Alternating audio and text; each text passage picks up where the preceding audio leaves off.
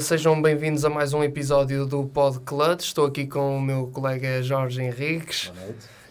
E hoje o nosso convidado especial é o Carlos Martins, coordenador da área de eventos da empresa E2Tech. Está tudo bem, Carlos? Sim, está tudo bem.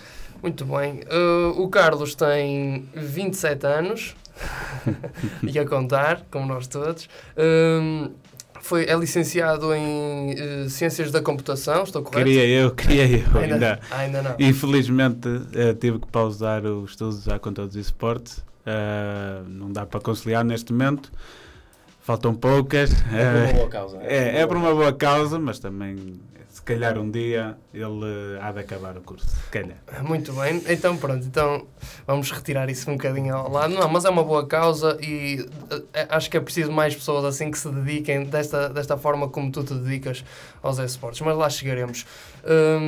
Carlos, acho que para dar mais ou menos um contexto ao pessoal que te está a ver que nos está a ver, falar um bocadinho sobre ti, falar de como começou isto dos jogos, como é que começou esta tua paixão dos jogos? Basicamente, a paixão pelos jogos começa sempre, neste caso eu nunca joguei consola, já joguei, mas nunca tive consolas, logo.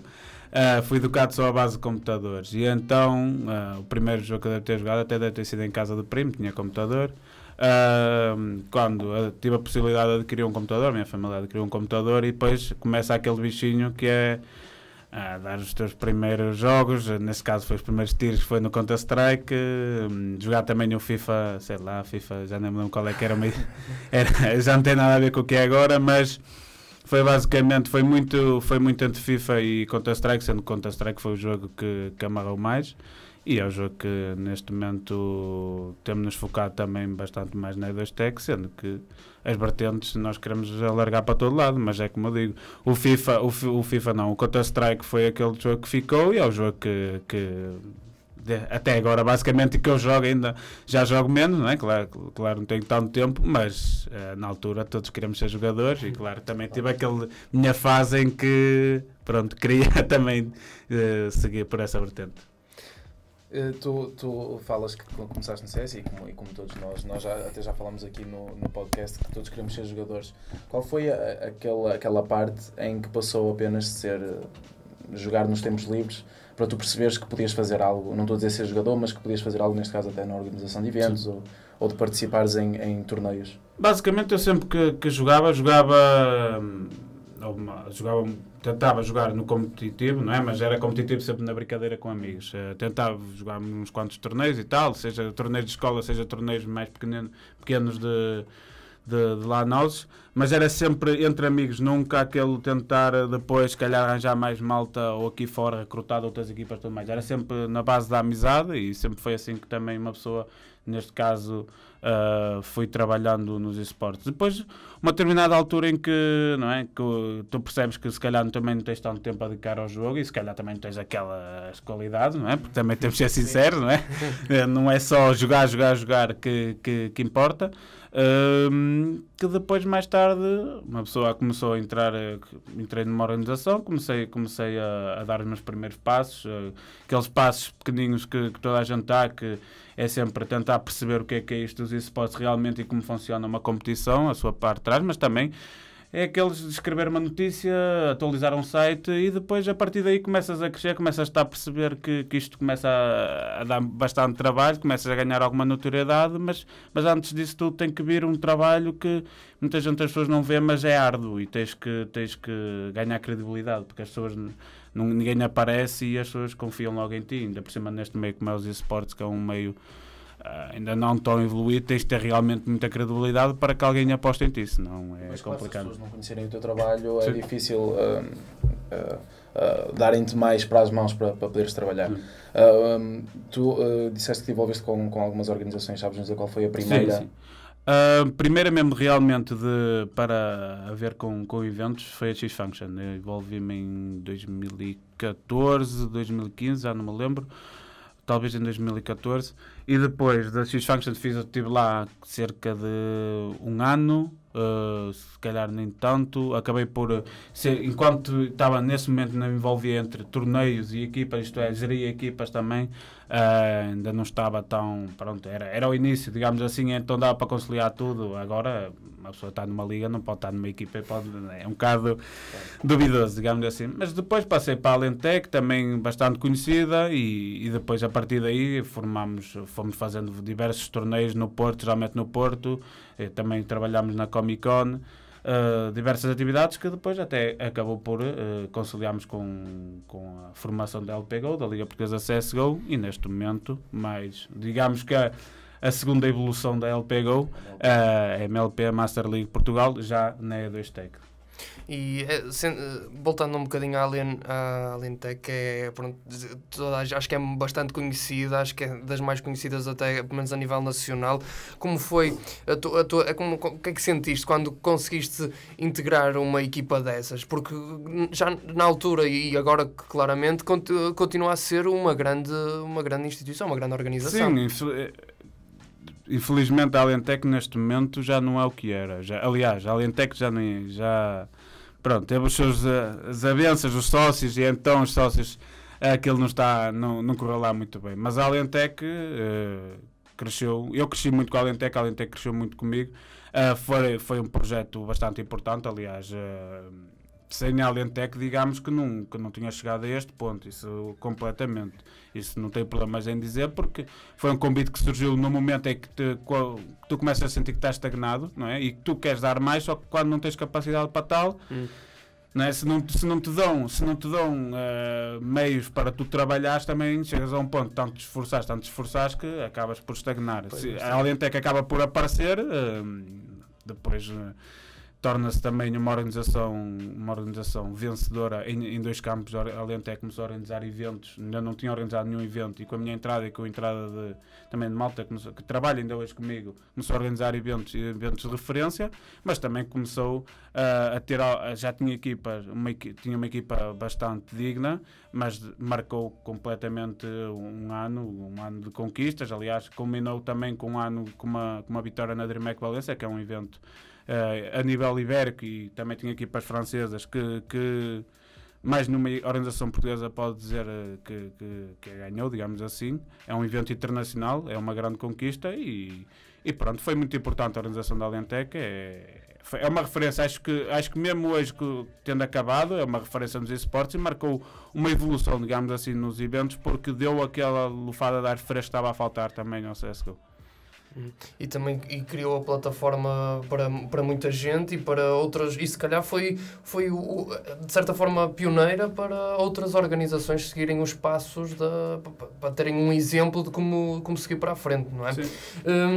Esta LPGO, conta-nos um bocadinho dessa experiência, como foi, como começou, como te inseriste. Sim, porque não é qualquer pessoa que cria uma liga. Exatamente. Não é? Que cria uma espécie de lugar onde várias equipas podem competir. A Liga era uma ideia que já vinha fomentando na minha cabeça. Existia um bocadinho a ideia em Portugal que as equipas de CSGO não eram capazes de estar, digamos assim, estáveis durante um X tempo. E uma Liga cria essas condições para tu, todas as semanas, poder jogar uns contra os outros.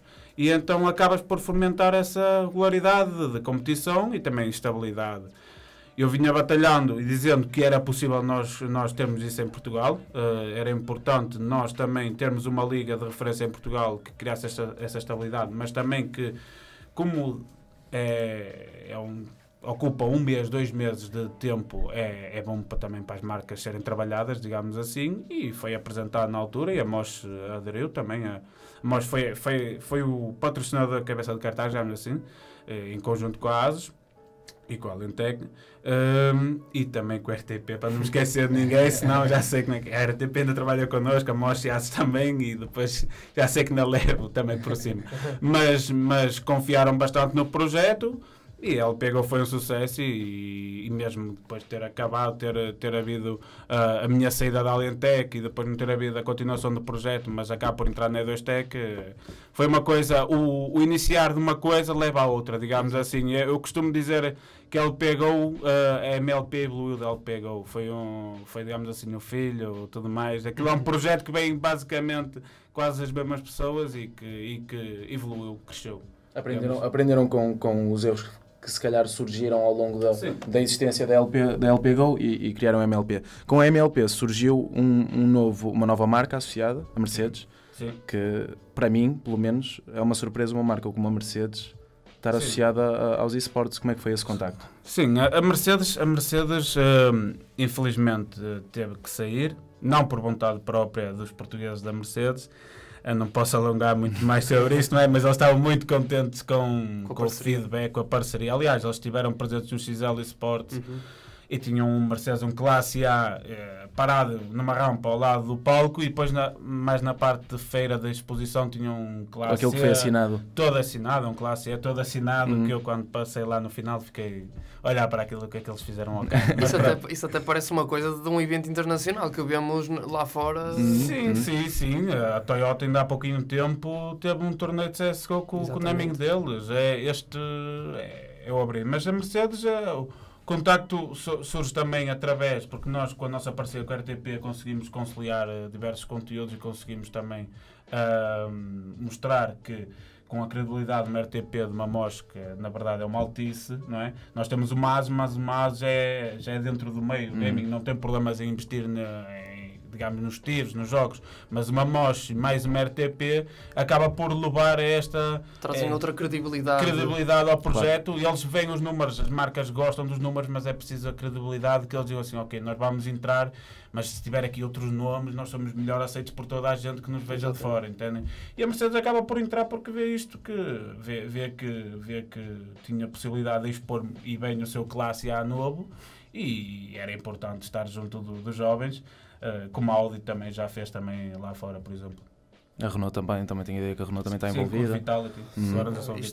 E acho que isto já remete a alguns episódios que nós temos vindo a falar com isso, até disto e com alguns dos nossos convidados, que isto é um evoluir tipo, do género colocar marcas nada a ver com o gaming, associá-las ao gaming é um passo enorme na nossa comunidade e na comunidade dos esportes, né? E acho que é o caminho, até porque no último episódio falamos disso, que já há marcas, foi a Nike que patrocinou um jogador de League of Legends, salvo erro, na China. Portanto, já não é uma Nike, mas é uma Mercedes que se calhar é um grande nome nessa área.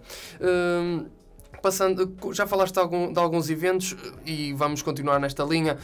A E2Tec, fala-nos um bocadinho da empresa, porque eu e o Jorge fomos ao site e quando fomos ver o portfólio de torneios e de eventos, porque nós já sabemos que a Famalicão Extreme Gaming e a MOS XL, nós já tínhamos ouvido o nome E2Tec em alguns eventos. Agora, quando se vê aquela página inteira, ainda estamos a dar scroll e são tantos eventos. Isto, epá, sou sincero, não tinha noção que tínhamos uma empresa portuguesa tão ativa, tão proativa neste... A E2Tec, eu, por exemplo, estou lá há um ano, mas a história da E2Tec é bastante conhecida na comunidade gaming, porque é como vocês dizem, o XL Party infelizmente não existe o XL Party, existe o XL Esports, ou o MOS XL Esports, como quiserem dizer. Claro que a vertente é um bocado diferente, é mais virada para digamos assim, tem feira, tem estas marcas a expor e tem torneios competitivos, não tem LAN Party. A XL Party tinha a componente LAN Party, que a comunidade gostava bastante, mas às vezes acaba-se por tornar impossível porque é tanto trabalho, é tanto problema que uma LAN Party pode gerar. É importante para uma comunidade ter isso, mas é tanto problema que acabava-se por gerar com as XL Parties que acabas por por às vezes não teres força para continuar nisso, ou pelo menos estás sempre desgastado, entendes? E nunca sabes o que é que aquele evento vai ter, porque do nada um pode deitar a eletricidade abaixo porque tem sei lá o quê, depois a outra ataca a internet, ainda por cima naquela altura a internet não era como é agora. E desculpa interromper-te, mas por exemplo, um dos problemas que eu já presenciei e até experienciei numa LAN foi o facto da Steam lembrar-se de fazer atualizações e estamos ali todos parados durante não sei quantas horas. Antigamente era muito complicado, agora digamos que seria um bocadito mais fácil, digamos assim. Mas E2Tech, que é muito, o nome grande E2Tech que reconhecem é muito do XL Party, porque foram muitas edições, muitos anos. Acaba por evoluir para o Lisboa Games Week, que hoje é o evento de videojogos de referência em Portugal, em Lisboa. 4 dias de videojogos em que marcas como a PlayStation estreiam lá alguns jogos, ou dão a conhecer ou a experimentar aos portugueses, com um stand que eu não sou ligado a consolas, mas quando eu vejo aquilo, que ele tem para 200 consolas lá, que eu fico a olhar que tanta consola. Xbox, Nintendo, Bortons, tem tudo lá dentro, tudo que uma pessoa ligada aos videojogos gosta, tanto hardcore como casual, digamos assim. Tens a área de experimentação e depois tens os esportes, os torneios, que é importante também. Mas é como eu digo, a E2Tech vem do XL e agora evoluiu mais para este tipo de eventos, como o Lisboa Games Week, o Famicom Extreme Gaming.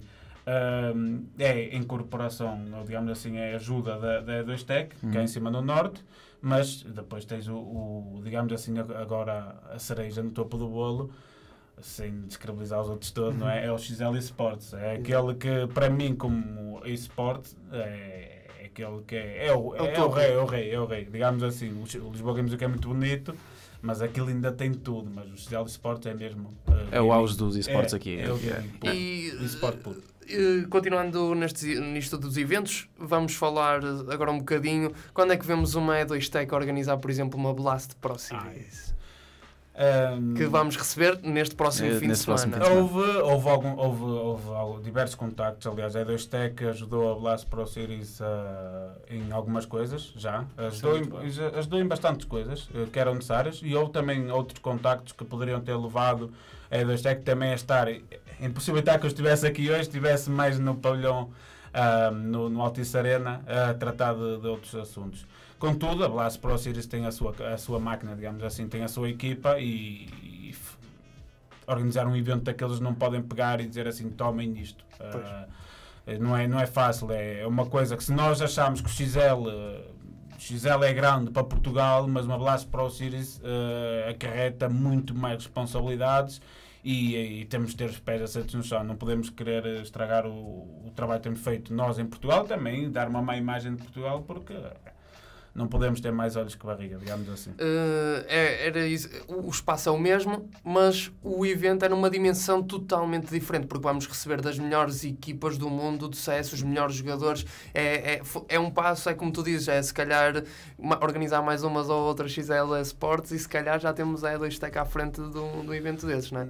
Nós quero acreditar que se calhar não precisamos ter um evento desses, mas sim o XL Sports é que evolui para isso, entendes? Okay. Acreditar que a evolução do XL Sports, aliás, o Blast Pro Series está hoje em Portugal porque o XL Sports existiu, porque senão não estava cá, e ninguém tinha posto a nível internacional os olhos como pôs naqueles dias em junho, 9 e 10 de junho, se não estou em erro.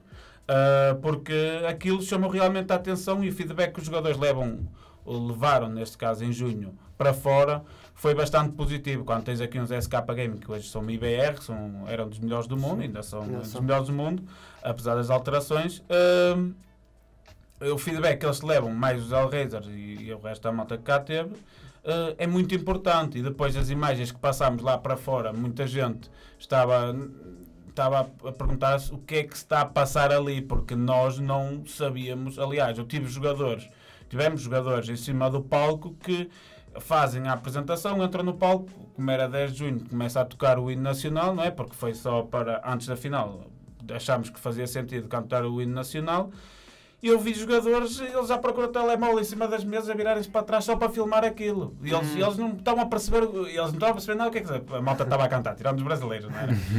Mas a malta que era os Hellraisers, é malta do CIS, que é da Rússia e tudo mais, não estava a perceber o que que está a passar aqui, mas isto realmente é empolgante. Eu não sei o que é que está a passar aqui, mas eu nunca vi nada com tanta garra. Aliás, houve jogadores que disseram que nunca tinham visto um público tão fervoroso. Mesmo eles sabendo que a malta estava mais pelos SK Game, porque são brasileiros, é normal. É normal. Mas o XL Sports abriu muito. Nem eu, que sou português, estava à espera de um público daqueles quando entrei lá dentro, nem sequer estava à espera daquilo. Falas que tens o objetivo de tornar o MOS XL Esports numa espécie de Blast Pro Series ou alcançar o mesmo nível. Achas que é em 2019? Não. Em 2019 o XL tudo indica que vai evoluir. Tudo indica que vai evoluir e que as coisas vão ser um bocadinho, digamos assim, melhores, esperemos nós, porque o feedback de todos os patrocinadores e sponsors que tivemos foi bastante positivo. Ninguém estava à espera de algo assim. Eu acho que quem estava em casa arrependeu-se. Quem era de Lisboa, pelo menos, arrependeu-se de estar em casa. Quem estava em casa de Braga arrependeu-se. E isso é a melhor satisfação que tu podes ter agora. O XL tem que continuar a crescer e um dia, espero eu, consiga ter uma produção muito ainda melhor que aquela que já tivemos e com ainda melhores equipas também. Apesar destes grandes eventos que são de facto a marca lá para fora e o que marcam, sentes que a organização de pequenos eventos, de manter estes clássicos de LAN parties, sei lá, trazer uma DreamHack, trazer algo mais caseiro, entre aspas, manter aquele bichinho nos jogadores de estar frente a frente, por exemplo, como o Stantes jogava, os computadores mesmo ao lado, tudo assim. Achas que também é importante manter esses clássicos, que é o que eu acho. Essa tradição, exatamente. Eu acho que faz-nos falta um pouco de tudo, isto é, se nós temos eventos grandes, também é preciso os jovens que hoje ainda não entraram tanto na vertente competitiva, também precisam de aparecer por algum lado. E é isso que faz falta. Se hoje em dia temos há muita gente que considera o Fortnite eSport, ou o PUBG, ou tudo mais, um Battle Royale, e são jogos que são muito bons para LAN Party, porque são 100 jogadores a jogar ao mesmo tempo, 80 jogadores, mas também a competição em LAN Party, como tu dizes, era muito importante porque havia miúdos, que eu lembro-me de 14, 15, 16 anos, a entrar na XL Parties e eles entravam ali, isto é um mundo, o que é que se passa aqui? Que eu ali de paraquedas. Se calhar e depois tinhas lá equipas lá no meio que diziam assim, isto é mais um torneio, entendes? Havia esta comunhão em que tu chegavas lá e foi preciso, levavas a 6-0, perdias a 6-0, voltavas a perder a 6-0, voltavas a perder a 6-0, arrubavas as tuas coisas, ou se não, ficavas lá a jogar todo contente, uns contra os outros, na net, seja a trocar ideias, o convívio, entendes? E, como tu dizes, é importante ter os pequenos, os grandes e os médios. E seja diferente, seja ligas, seja torneios ocasionais, 16 equipas, 18, é tudo importante. Acho que não podemos pensar que só fazer grandes coisas é que é importante. Tudo é importante para que isto continue a crescer e para que novos talentos também apareçam. Porque isso é importante. Pois, porque agora também temos sempre, por exemplo, no caso do CS, que é onde eu estou assim, mais inserido, menos porque jogo também há bastantes anos, temos agora também a nível online, também mais, o pessoal entra mais nas MPLs, nas Moshas Pro League. Na Musha Pro League. Na Musha Pro League, exatamente. Nas Moshas Pro League e tudo mais, e eu sinto que há lá muito pessoal que quer se provar através dali e, de facto, é uma plataforma que dá para provar alguma coisa, não é? E sentes que também agora com esta aparição destas ligas online e tudo mais, também é uma forma destes jogadores provarem, de aparecerem no... Sim, antigamente isto já vai em 2006, era só por lá. 2006, 2007, 2008, internet, as conexões de internet não era grande coisa, então tu, se querias realmente provar o teu valor, digamos assim, tu podias jogar muito bem na internet, mas havia sempre a desconfiança. Hoje, com a Faceit e tudo mais, os sistemas anti-cheat, não podemos confiar a 100%. Isso, infelizmente, o CSGO não dá para tu acreditar, mas tens essas vertentes em que tu podes mostrar uma pessoa que, por exemplo, é do fim do mundo, mas tem uma boa conexão na internet, pode jogar com outra ou com outros amigos que também têm boa conexão na internet, digamos assim, mas que estão bastante separados e podem mostrar o seu valor, entende? Já não era como antigamente, tinhas que ir à LAN e mostrar. Agora, claro que acabas por depois, os grandes jogadores, é o que se diz muito e é verdade, os grandes jogadores fazem-se na LAN, porque os apuramentos para os torneios cada vez estão mais difíceis, também é verdade, porque agora cada vez vão só 4 equipas às finais dos torneios E então, tu quando chegas a um evento desse, estás sob muita pressão. E se fores um jogador inexperiente, tu podes jogar muito bem, mas se não aguentares com a pressão, em estar em cima de um palco, saberes que tens os teus companheiros ao teu lado, saber que tens gente à tua frente, acaba por ser um stress enorme. E quem não está habituado, tu podes ser o melhor jogador do mundo em tua casa, mas se não estiveres habituado àquela pressão, tu vais vacilar provavelmente. O offline é completamente, é completamente diferente do online. Pronto, é assim, nestes eventos já sabemos que o portfólio e espero que o nosso pessoal siga e vá ver o site da E2Tech porque vale a pena. Porque vale a pena só ver aqueles eventos. Mas de todos estes, ou pelo menos deste último ano em que estás lá, qual foi o maior desafio que tiveste? As pessoas vão querer dizer que foi o XL Esports. Pois, era isso que não foi. Acho que o XL Esports foi algo que chega num exato momento em que nós já tínhamos estávamos, digamos assim, preparados. Acho que no último ano o que custou mais foi reerguer a E2Tech a nível de esportes. A E2Tech estava muito direcionada para teve muitas vezes com o XL Party durante muitos anos, evolui para o Lisboa Games Week, só que desta evolução deixa um bocadinho os esportes para trás, isto é, organiza o evento em si, não organiza o que está lá dentro a nível de torneios, entendem?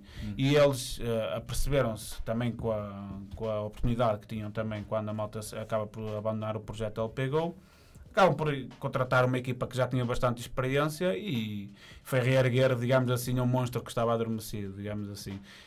E o que custou mais foi reerguê-lo porque precisas comprar tudo, precisas de fazer uma lista de material enorme, precisas de educar as pessoas que estão dentro da empresa novamente para isto, mostrar-lhes muito do que é isto, porque eles sabiam o que é, sabem fazer como quase ninguém fazer um evento, sabem estruturar staff, sabem o que é necessário para os stands, sabem o que é necessário para tudo, mas depois faltava esta questão do eSport e é preciso reerguer o monstro adormecido, digamos assim, e isso é que foi o maior desafio. Agora o XL Esports, claro, deu bastante trabalho, mas experiência também não vos faltava, porque felizmente já estávamos preparados em grande parte para isso, porque é como te digo, se tu souberes o que tens de fazer, às vezes só te falta é mesmo te darem essa oportunidade, porque tu já sabes os passos todos e aos poucos, com pouco já vais conseguindo fazer muito. Se derem-te a oportunidade e derem-te mais fruta e mais tudo, ferramentas, tu vais lá e com muito esforço, nem que seja com muitas diretas, mas vais lá. Eu acho que aqui por eventos é só mesmo seguirem o trabalho da E2Tech e quando forem a um desses eventos, quem ainda não foi ou quem já foi, sabem do que nós estamos a falar e da dimensão que podem atingir. Eu queria-te fazer uma última pergunta mais sobre a comunidade em si, porque tu tens acompanhado de uma forma muito interna, até em equipas, depois em ligas, agora em eventos. A comunidade de gaming evoluiu no sentido de... Agora também é muito maior, mas tu sentes que antes havia uma ligação muito mais próxima entre aqueles que organizam, aqueles que proporcionam, aqueles que dão as ferramentas e os que participam. Achas que isso piorou nesse sentido? Achas que agora quem vai aos eventos não tem uma ligação muito forte com quem está por trás do evento, com as marcas, com os próprios jogadores? Porque antes era uma coisa muito próxima. Falámos nas LAN parties e eu podia estar sentado numa LAN party com um jogador profissional ou alguém que já estava envolvido em equipas. Tu achas, como é que tu vês a comunidade agora comparando a quando entraste neste mundo? Eu acho que a comunidade continua muito exigente, e é importante que continue muito exigente. Às vezes peca nas críticas que faz, tanto aos jogadores como a eventos, como tudo mais, porque eles pensam que isto é pegar num €1 milhão e pegar e andar e fazer, e que nós recebemos que a Mercedes nos pagou 2 milhões e 13 e deixa-me dizer só que nos pagou 500 mil, senão daqui a pouco ainda estou a dizer. Ele diz só que pagou 2 milhões é porque pagaram daqui a pouco ele disse 500, eles pagaram 200. Já sei como é que é, mas a comunidade é exigente, isso é bom. Tem é que perceber quando é que pode ou quando é que deve cair em determinadas, digamos assim, mais nas equipas. Eles acabam por cair mais nas equipas, às vezes com muita razão, porque eu caio, muito em privado, não é? Porque eu não posso dizer essas coisas em público, mas sou amigo de bastantes e acabo por dizer que não devem andar a fazer o que andam a fazer, ou treinar mal, ou nem treinar às vezes.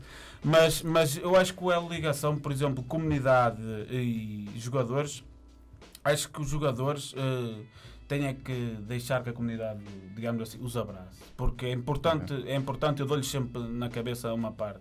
Se tu não te des a conhecer, nas tuas redes sociais, des a conhecer o teu trabalho, tu podes dar 1000 headshots. Mas esses 1000 headshots, se não forem expostos, digamos assim, se ninguém os vir, Se não os vale partilhar, nada, se não não os vale partilhar, nada, é. não vale nada, entendes? E então é preciso, a comunidade quer ter ídolos.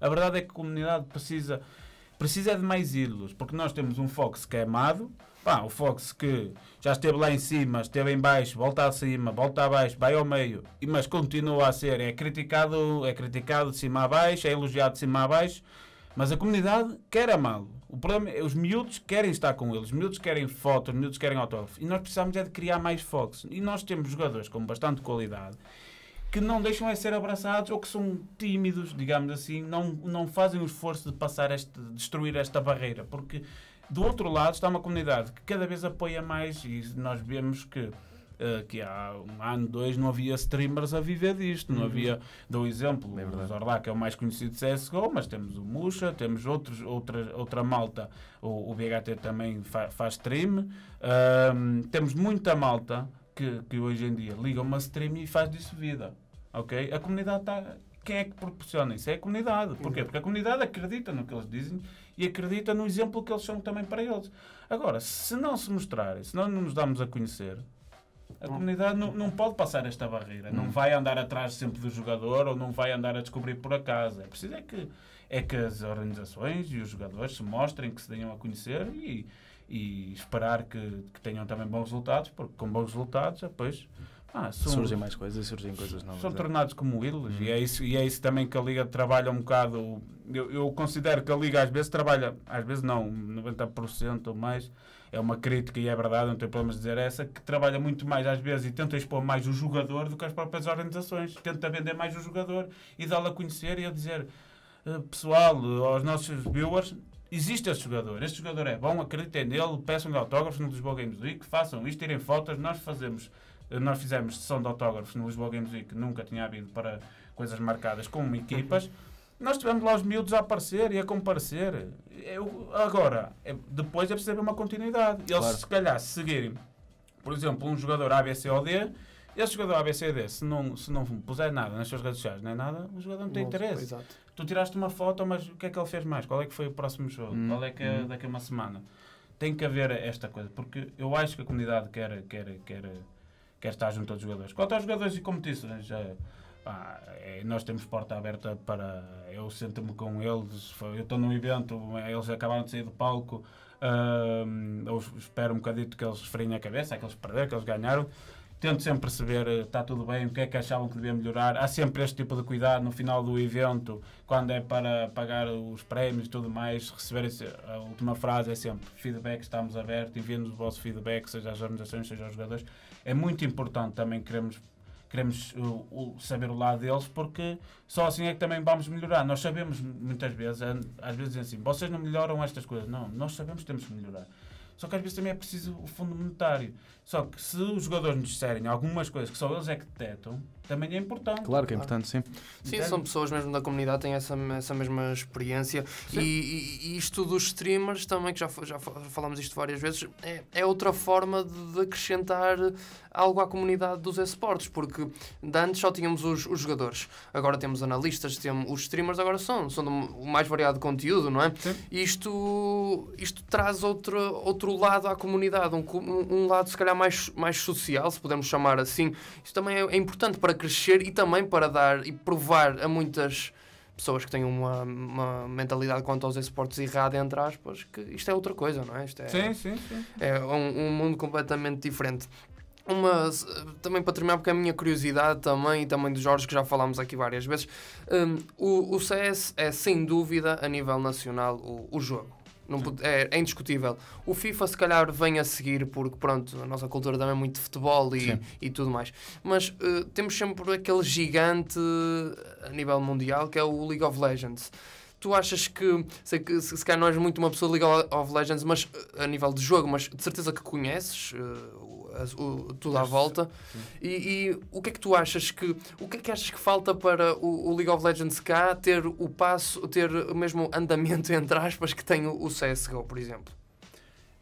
Primeiro, as pessoas pensam que eu sou muito ligado ao CS, é verdade, completa, não escondo o meu amor, se for todos os esportes, não escondo o meu amor, esse não tenho problemas em dizer, mas eu estou atento basicamente a todos os esportes, eu sei quem é o melhor jogador de FIFA, eu sei quem são os melhores jogadores de LoL, eu não vejo sempre, nem consigo ver, mas de vez em quando aqueles jogos mais fortes, por exemplo, um Kick for the Win, um Kick Antigos Doxa, um Kick quando era com a Alentec, isso eu vejo, isso eu gosto de ver e gosto, às vezes até de picar os donos das organizações, é que eu, pronto, estou ligado ao CS, como não tenho nada ainda agora com o LoL, gosto de lhes picar e brincar um bocadinho com eles. Mas acho que o LoL está adormecido, digamos assim. Eu acho que o LoL em Portugal tem muitos jogadores. Se calhar, aliás, as pessoas dizem-me sempre que o LoL é o que tem mais jogadores em Portugal. Eu não sei se vou acreditar nessa. Agora, o LoL em Portugal talvez esteja a ser mal aproveitado, porque o LoL já foi muito grande. Eu lembro-me aqui em Portugal em 2015, 2014 ou 2016, eles conseguiam ter bastantes viewers, 1000, 2000. Sim, chegavam a muita gente na XL Party a jogar 40, 50, 60 equipas, sei lá, aquilo era uma coisa doida também. Eles chegaram a ter mais que CS. Aliás, o LoL até prejudicou um bocado o CS, porque muitos jogadores na altura mudaram-se quando houve de 1.6 para o CSGO, mudaram-se porque não tinham computadores que aguentavam com o CSGO, e então trocaram para o LoL e depois acabaram por retornar, não é? Mas eu acho que falta alguma ligação, falta uma ligação entre quem faz as coisas e a comunidade. Falta aqui alguns elos de ligação, eu também não posso revelar tudo, não é? Mas falta aqui alguns elos de ligação que deviam ser trabalhados e que isso não aconteceu, no CSGO. Sempre que fomos trabalhar no CSGO, uma pessoa tenta expor, digamos assim, e tenta criar aquela ligação emotiva com a comunidade e não deixar que ela se esqueça do jogo, digamos assim. Mas o LoL tem potencial em Portugal, continuo a acreditar bastante no LoL. É preciso, se calhar, ser trabalhado de outra maneira, porque é um gigante que, digamos assim, que está adormecido. Para agora terminar, fazemos a nossa pergunta habitual aqui no podcast. Carlos, o que é para ti um gamer? Estou-me sempre a perguntar, o que é um gamer? Um gamer é uma pessoa normal. Digo que disseram que o gamer é uma pessoa normal, tirando aquele estereótipo que dizem que os gamers estão na caverna, digamos assim, estão... O gamer é uma pessoa normal que cada vez mais está ligado às novas tecnologias e cada vez mais deixa esse estereótipo e cresce o gamer que é desportista, o gamer que é social e tudo mais, porque... Eu não me vejo como um nerd, pelo estereótipo nerd. Gosto de passar bastante horas ao computador porque socializo também. Jogo, socializo, trabalho. Mas se tiver que sair, saio sem problema nenhum. Por isso um gamer é só... Também tens vida social. É só um jovem, digamos assim, um jovem que pode ir dos 12 até aos 50 e tal anos, que nós temos, isso acontece. 50 e tal, como quem deste pode. Até mais, porque existem exemplos. Mas que tenha um hobby, que gosta de estar no computador, na sua consola, ou até só assistir esportes. Porque cada vez mais vemos gente que não joga, mas gosta de assistir. Eu hoje em dia, se calhar, até assisto mais esportes do que jogo, por causa do tempo também que tem. Carlos, obrigado por teres vindo. Eu considero-te agora, a partir de agora, um founding father aqui dos esportes em Portugal, um pai fundador. A única mensagem que eu quero deixar depois desta entrevista é estar atento aos eventos e participar mais, porque isso só vem trazer melhor e mais nas edições seguintes de determinados eventos. Ok. Bem, Carlos, eu também agradeço mais uma vez por teres vindo aqui ao Pod Clutch e despeço-me assim. Bons jogos, pessoal. Bons jogos. Bons jogos, malta.